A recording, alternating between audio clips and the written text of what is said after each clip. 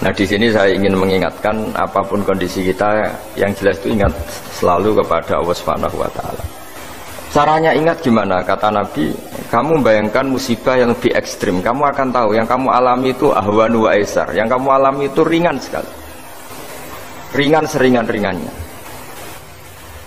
Saya beri contoh ya, kalau Anda belajar, kalau dalam bahasa pondok itu falak, mungkin kalau bahasa umum itu apalah, ilmu apa, misalnya orang ahli meteor, ahli apalah, ahli perbintangan, ketakutannya pasti benda langit ini jatuh kemudian menimpa bumi. Nanti kalau Anda ahli geologi itu takutnya bumi ini likuifaksi karena sumber daya alamnya sudah begitu dikeruk, dimanfaatkan. Nanti yang ahli teroris atau yang ahli ekstremis itu takutnya itu ada teroris. Yang ahli sosiologi takutnya Indonesia itu chaos. Kalau chaos ya saling bunuh, saling apa. Jadi semuanya ini, ketakutan ini semuanya mengarah terhadap kematian. Kecelakaan lalu lintas ya menjadikan orang mati. Likuifaksi kayak kemarin di Sulawesi ya iya, gunung meletus, gempa, tsunami. Nah ketakutan yang menjadikan kematian sebenarnya banyak. Kalau baru tsunami aja ya orang takutnya ke tsunami. Nanti kalau ada kematian gempa ya takutnya gempa. Kalau temanya COVID ya takutnya COVID. Terus kalau ada tetangga mati karena ngelindur ya baru gue kira nak turu hati-hati nggak nak mati ngelindur. Jadi ya masalahnya kan kita nggak tahu, nggak tahunya itu ya tadi takutnya COVID ternyata catatannya itu mati kecelakaan, takutnya kecelakaan ternyata matinya itu ngelindur. Kan kita tidak pernah tahu. Dari tidak pernah tahu itu kemudian agama datang dengan anjuran sudahlah kamu tawakal bahwa semua urusan kamu di tangan Allah Subhanahu wa Ta'ala. Inna sholati wa nusuki wa mahyaya wa mamati lillahi rabbil alamin la syarikalah. Yes, ibadah kita, sholat kita, hidup kita, mati kita semua di tangan Allah Subhanahu wa Ta'ala. Sehingga dengan berpikir begini ini melihat COVID itu ya kayak melihat potensi kematian yang lain, kayak karena gempa, likuifaksi, kecelakaan, karena ngelindur, karena macam-macam. Kenapa saya membuat apa atau menyarankan ya supaya orang berpikir demikian, supaya bersyukur bahwa kita ini dihimpit, disekelilingi penyebab kematian tadi. Kalau kita ahli meteorologi mungkin takutnya itu asteroid jatuh, terus kemudian meteor jatuh yang nggak habis digesek oleh sistem alam, terus macam-macam. Yang ahli gempa juga takutnya gempa, yang ahli tsunami takutnya tsunami, yang ahli sosial takutnya Indonesia chaos, kemudian saling apa? Bunuh, saling apa dan sebagainya dan sebagainya. Nah dengan keadaan seperti ini kita ini baik sekali. Bukan sekedar baik sekali, kita tidak mengalami chaos sosial, kita tidak mengalami likuifaksi, kita tidak mengalami benturan benda langit di bumi kita. Karena itu sekali terjadi, bukan 1-2 lagi, tapi habis seluruh Indonesia, mungkin seluruh dunia. Nah di sini cara Allah membuat kita selalu bersyukur bahwa hal-hal itu tidak terjadi. Jadi ada sebuah ayat yang Allah selalu mengingatkan, Aamintum man fis sama ayakhsifa bikumul ardo fa idza hiya tamur. Kamu mbok ya sekali-kali berpikir bumi ini justru potensinya itu likuifaksi, potensinya itu hancur karena di bawah itu ada magma, ada apa minyak, ada macam-macam. Ini kan di bawah ini kan ngerongkong cara Jawa itu karena diambilin terus. Piro-piro diambil ya ini ya ono masih bisa dipakai. Belum sistem bumi sendiri, wafil arti kita mutajawirat, bumi sendiri itu berupa lempengan-lempengan. Setiap saat itu potensinya geser, sekali geser ya jadi gempa itu. Terus belum benda langit yang potensinya juga jatuh, sekali jatuh ya habis kita. Jadi yang kita ini dikepung sekian potensi yang bisa menghancurkan kita. Tapi nyatanya mulai Nabi Adam sampai sekarang itu ada kehidupan, ada khayal. Sing Joko yang kepengen payu rabi, mungkin sing wis payu rabi ya mbah kepengen mbah roh. Macam-macam lah. Tapi yang jelas itu wong dikepung kematian kok ya khayalnya masih tinggi gitu. Lah nggak pernah ngayal ya orang yang utang ditagih itu, gak kober ngayal. Soalnya wedine tanggal kredit itu. Tapi ini saya cerita supaya orang Indonesia itu ngerti lah bahwa yang ngepung kita itu tidak hanya COVID. banyak. Makanya orang Arab itu kalau ngendikan itu wa malam yamut bisayfi mata bi khairihi ta'addadatil asbab wal maut wahidu. Karena orang Arab itu kan dulu Arab sebelum Islam itu kan satu kabilah nyerang kabilah yang lain. Wah itu kan harus butuh orang-orang tangguh. Karena dulu sistem rezekinya kayak sistem Indonesia dulu lah. Kerajaan ini nyerang ini, supaya satu kerajaan punya eksistensi harus mengalahkan kerajaan yang lain. Bahkan cerita-cerita itu sama lah di Indonesia di mana-mana. Nah itu pemuda-pemuda yang gagah berani itu karena punya pegangan tadi. Wa man lam yamut bisayfi toh mata biwirihi. Kalau kamu tidak mati di medan perang ya tetap aja mati juga. Sehingga mereka kendel gitu kata cerita orang dulu. Ta'addadatil asbab wal maut wahidu. Sebab kematian bisa macam-macam, tapi kesimpulannya tetap saja namanya mati. Lalu Islam itu mengajarkan aksiru min dzikri hadhimil ladzat. Kamu harus banyak ingat mati. Tapi uniknya Islam itu menyuruh ingat mati itu disuruh justru semangat hidup. Karena kita butuh bekal itu. Jadi kalau kamu ingat mati itu jangan terus loyo, terus nunggu takdir mati itu enggak, malah disuruh semangat. Nah, tenaga medis semangat mengobati pasien. Yang pasien juga semangat mensupport dirinya supaya punya keberanian hidup. Corong Jawa nunggoni anak, nunggoni putu. Kalau saya sebagai kiai ya nunggoni santri, nunggoni umat. Jadi ingat mati itu justru dengan cara mencintai hidup. Karena hidup ini adalah bekal kita untuk sanggup ketemu Allah Subhanahu wa taala. Kadang-kadang bekal itu mudah sekali. Ada orang nakal gara-gara minumin anjing yang baru haus, sama Allah dimaafkan. Ada orang yang pulang dari tempat kerjanya, ada duri di tengah jalan, disikirkan takut kena orang, diampuni Allah, akhirnya menjadi ahli apa? Surga. Ada orang yang kerja untuk orang tuanya, kemudian orang tuanya dicukupin menjadi ahli surga. Bahkan ada ahli surga itu ceritanya itu, tapi ini jangan dicoba. Ada orang sudah jelas niat nyon sewu, niat zina, sudah tinggal itu terus mikir dia, saat itu takut Allah gak jadi, barokahnya gak jadi, langsung dia jadi ahli surga. Sarannya gak jadi loh ya. Tapi ya tidak usah dicoba. Itu kalau keterusan masalah. Jadi Islam itu menganjurkan ingat mati, tapi justru dengan cara mencintai kehidupan. Karena yang jadi referensi Allah nanti di akhirat adalah perilaku kita, amal kita zaman apa? Hidup. Jadi disuruh ingat mati, tapi justru dengan cara sangat mencintai apa? Kehidupan. Lalu yang dinamakan kehidupan itu apa? Ya kita-kita ini. Ada yang mengkhidmati agama, mengkhidmati orang sakit. Mengkhidmati itu ya berbakti, membantu. Ada yang nata lalu lintas, ada yang nata keamanan kayak Pak Polisi, ada yang nata keuangan kayak Kemenku, macam-macam. Semuanya harus kita cintai, profesi-profesi yang oleh Islam dianjurkan untuk kita nekuni itu. Jadi saya mohon lewat cerita ini orang itu tidak fokus takut Covid. Kasihan Covid kan jadi tersangka pembunuh sini.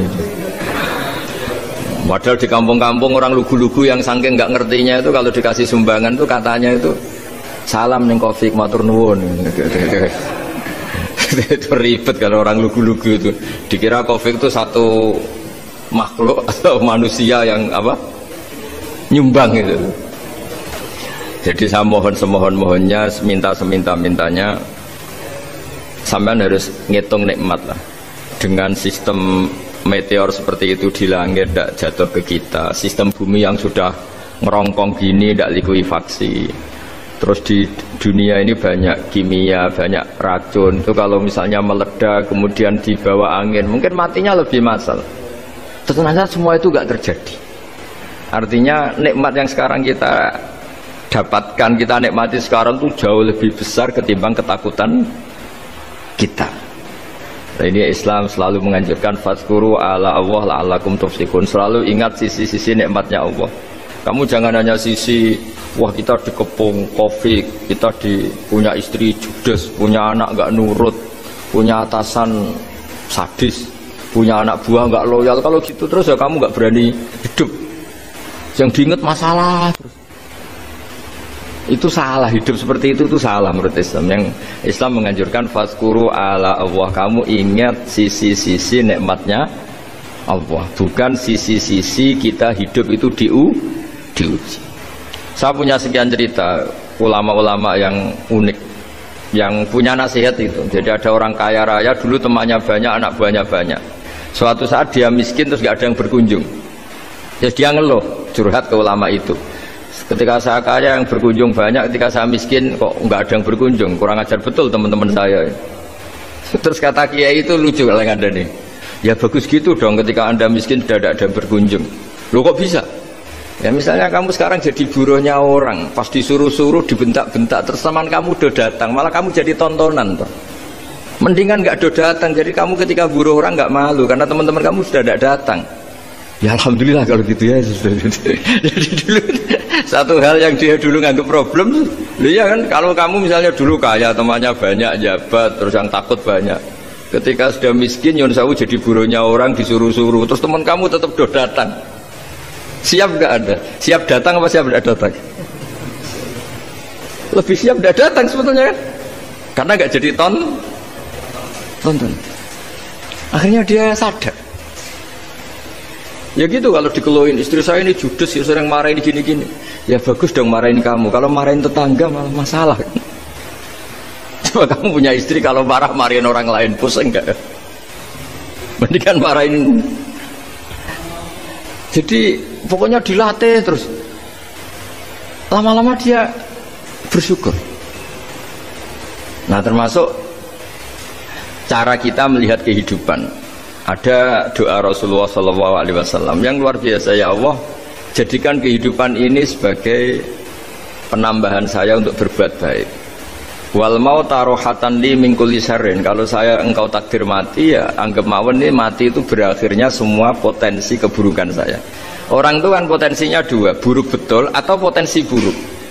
Mungkin sekarang kita ada korupsi, tapi saja suatu saat kita korupsi. Mungkin sekarang kita ada salah, suatu saat potensi salah. Dan mati itu mengakhiri itu semua.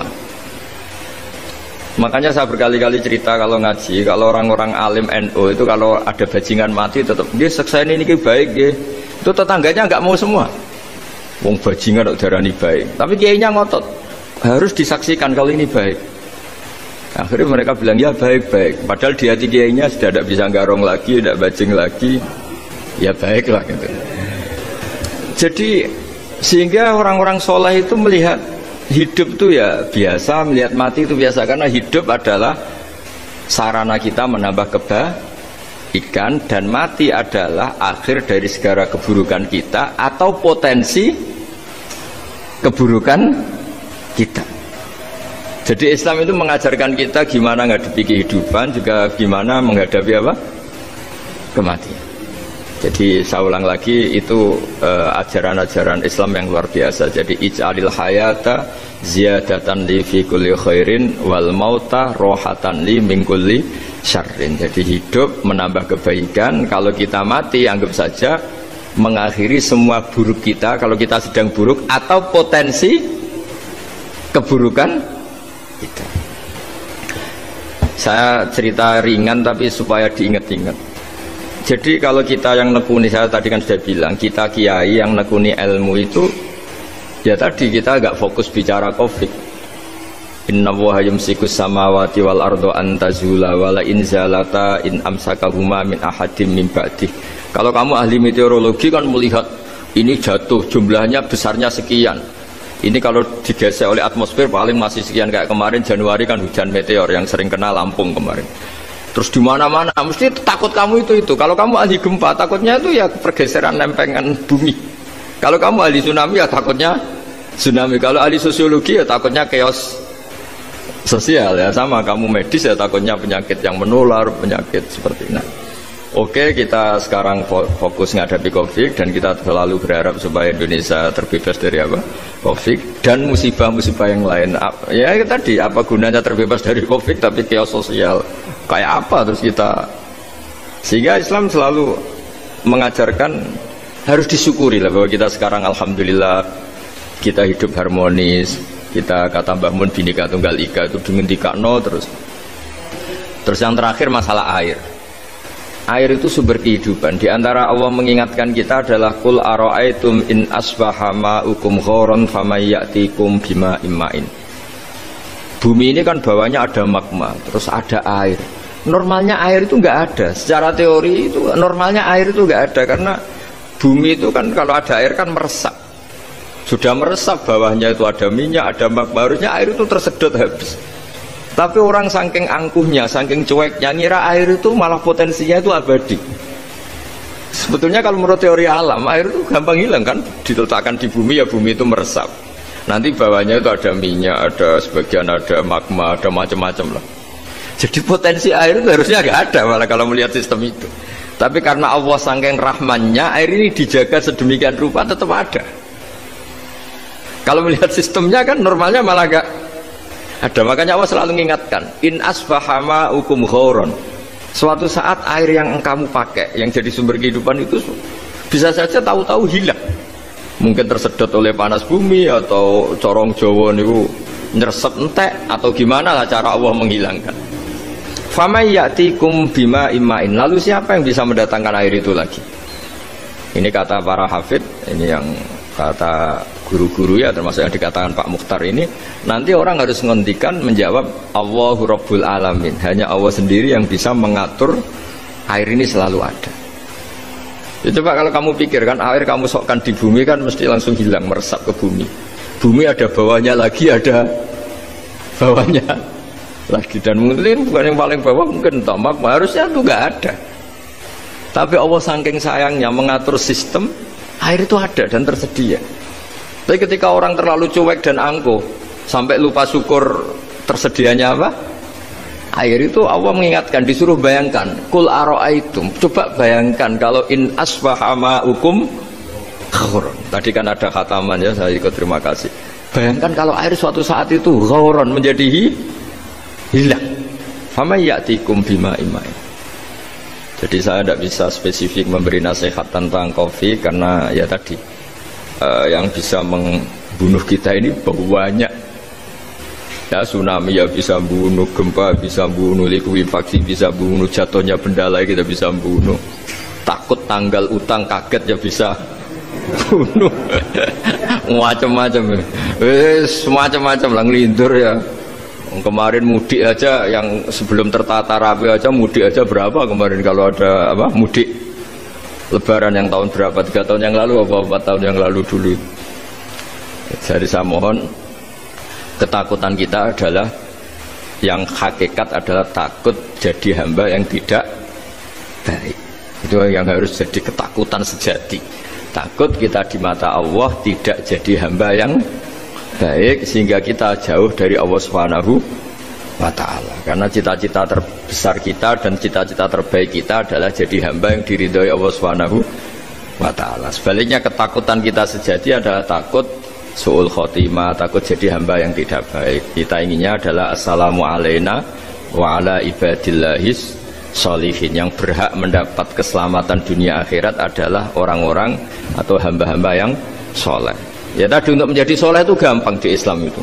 Tenaga medis nolong pasien ya ibadah, pasien husnudzon sama dokter ya ibadah, mengelola hidup, ingin hidup ya ibadah, anak ngurus istri ngurus, pokoknya anak yang ngurus keluarganya juga ibadah. Semuanya itu di Islam itu asal tidak maksiat itu dianggap apa?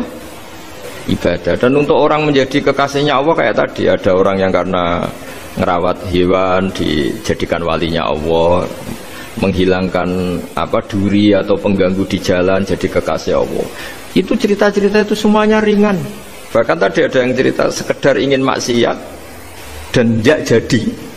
Dalam Islam itu kan gitu, orang yang merencanakan maksiat kemudian tidak jadi, itu ditulis pahala. Jadi gampang sekali untuk menjadi orang soleh dalam Islam. Kalau tidak bisa itu semua, kata Nabi, takufus syarroka anin nas fa inna sadaqatun minka ala nafsik. Kalau tidak bisa berbuat baik sama orang lain, yang penting tidak mengganggu orang lain. Terus kan ini nak seturu neng omah ngelamun bengak-bengok dewi, coba banter-banter tapi nak bengok-bengok banter-banter kan ganggu tonggo. Itu asal tidak ganggu orang lain. Takufus syarroka anin nas. Kamu jangan sampai efek buruk kamu berakibat pada orang lain. Itu juga fa inna sadaqatun minka ala nafsik. Itu ya bagian dari sedekah kamu. Taruh saja misalnya kalau secara ilmu medis, misalnya kita ini kok dinyatakan positif COVID, secara ilmu medis nggak boleh ketemu orang lain, terus kamu diisolasi. Kamu niatin ketika diisolasi itu tidak menularkan bahaya kepada orang lain, itu juga ibadah. Jadi ibadah itu gampang sekali, mudah sekali. Karena agama ini yuridu wa bikumul yusra wala yuridu bikumul usra. Agama ini mudah, bukan sulit. Ya, mohon maaf tadi saya nggak bisa datang yang jam 11 karena saya tadi malam hormat di Jogja, acara 7 harinya Kiai Jata. Tadi pagi baru datang. Tapi saya mohon pokoknya yang seneng ya, hidup itu yang seneng, diberi kesempatan hidup sampai sekarang itu yang seneng. Jangan karena teman kamu meninggal terus seakan-akan ini teman saya meninggal, paling saya besok. Kok kamu tahu? Nyatanya besok hidup lagi, besoknya ya hidup lagi, sampai sekarang ya masih hidup. Sudahlah, mensyukuri yang ada. Jadi sudah saya mohon, syukur itu penting. La in syakartum lazidanakum. Justru dengan kita syukur itu insya Allah segalanya akan tambah baik, tambah apa? Baik. Nggih, matur nuwun ngapunten ingkang kathah. Assalamualaikum warahmatullahi wabarakatuh. Nah, di sini saya ingin mengingatkan apapun kondisi kita yang jelas itu ingat.